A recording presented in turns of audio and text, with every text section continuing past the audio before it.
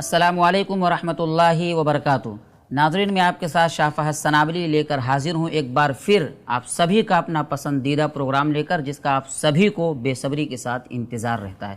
آج کے ہمارے مہمان ہیں شیخ ثناء اللہ مدنی صاحب۔ میں شیخ کا استقبال کرتا ہوں۔ شیخ اللہ تعالیٰ آپ کو جزائے خیر دے، الحمدللہ آپ نے وقت دیا۔ شیخ آج جو میں سوال لے کر حاضر ہوں آپ کے سامنے، وہ سوال بڑا اہم ہے۔ سوال یہ ہے کہ سینیٹائزر جس کے اندر الکوہل ہوتا ہے، اس کو ہم استعمال کر کے پھر نماز کے لیے جائیں تو کیا یہ درست ہے، جائز ہے؟ بڑا اچھا سوال کیا الحمدللہ، اور ہمیشہ آپ اچھا ہی سوال کرتے ہیں، اور سامعین کے لیے بھی، ناظرین کے لیے بھی الحمدللہ اللہ آپ کو بھی جزائے خیر دے۔ اللہ تعالیٰ آپ کی صحت میں بڑھوتری عطا فرمائے، اللہ تعالیٰ آپ کو صحیح سالم رکھے، مرتے دم تک توحید پر رکھے، آمین آمین۔ ناظرین آپ بھی دعا کرتے رہیے، ہم لوگ سب کے لیے بھی دعا کرتے رہیے، سارے مسلمانوں کے لیے دعا کرتے رہیے، پوری دنیا کے مسلمانوں کے لیے دعائیں ہو۔ جو سوال آپ نے کیا ہے، ابھی کورونا وائرس کا مسئلہ چل رہا ہے، اس لیے گائیڈ لائن جو دی گئی ہے سرکار کی طرف سے کہ جب نماز پڑھنے کے لیے جائیں تو مسجد کے باہر اس کا انتظام سینیٹائزر کا ہونا چاہیے کہ آدمی ہاتھ پہ مل لے اور اس کے بعد مسجد کے اندر داخل ہو۔ میرے حساب سے اور فقہا کی جو دلیلیں سامنے رکھی، میں اس نتیجے پر پہنچا ہوں کہ مسجد والوں کو چاہیے کہ صابن بھی رکھے، صابن بھی رکھیں گے تو اور فائدہ، کیونکہ ڈاکٹروں کا کہنا ہے کہ صابن اور زیادہ فائدہ مند ہے، اور سینیٹائزر کے بارے میں یہ سننے میں آیا کہ اس میں الکوہل ہے، تو جب الکوہل ملا ہوا ہے تو کیا ہم وہ لگا کے مسجد میں جا سکتے کیا اور نماز پڑھ سکتے کیا؟ میں کچھ چیزیں دیکھ رہا تھا، ناظرین کے لیے بھی ہے، آپ نے بھی ناظرین دیکھا ہوگا کہ نیوز پیپر وغیرہ میں یا پھر واٹس ایپ پر، ٹویٹر پر، کہ ہندو دھرم والوں نے اعتراض کیا ہے کہ بھئی یہاں ہم ہاتھ میں لگا کے اندر کیسے جائیں گے، لیکن مسلمانوں نے الحمدللہ ایسا کچھ نہیں کیا، کیونکہ کوشش یہی رہتی ہے کہ جتنا زیادہ لوگوں کے لیے فائدے والی چیز ہو وہ سامنے رکھی جائے، اور ہم حکومت کے ساتھ ہیں الحمدللہ۔ تو علماء نے حکومت کی الحمدللہ جو بھی باتیں ہوں گی ان کو ہم مانیں گے، اور الحمدللہ مانتے بھی ہیں، اور ہمارا اسلام بھی یہ سکھاتا ہے، صحیح بات ہے، لیکن اگر کوئی ہم اچھے شہری بھی ہیں الحمدللہ، لیکن کوئی ایسی بات آتی ہے جو شریعت کے خلاف ہے، صحیح، جیسے مثال کے طور پر الکوہل، یہ شریعت میں حرام ہے، تو اب اس کے لیے حل کیا نکل سکتا ہے؟ تو آئیے میں پہلے ایک دو آیتیں جو علماء نے بیان کی وہ آپ کے سامنے رکھ دوں۔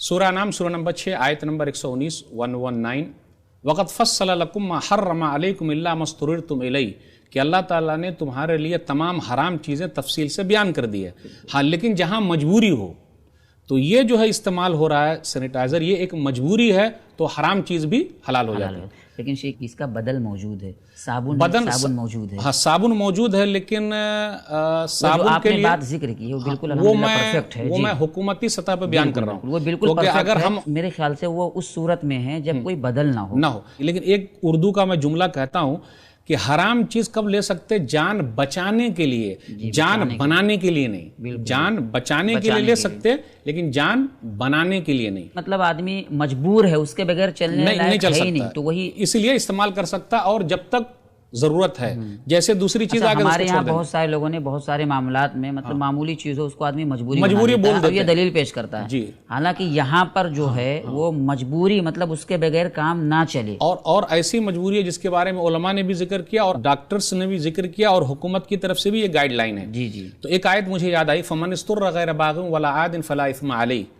سورہ بقرہ سورہ نمبر 2 آیت نمبر 173، کہ اگر آدمی مجبور ہو جائے لیکن وہ سرکشی کرنے والا نہ ہو، گناہ گار نہ ہو، تو وہاں پر اس کے لیے حرام چیز بھی حلال ہو جاتی ہے۔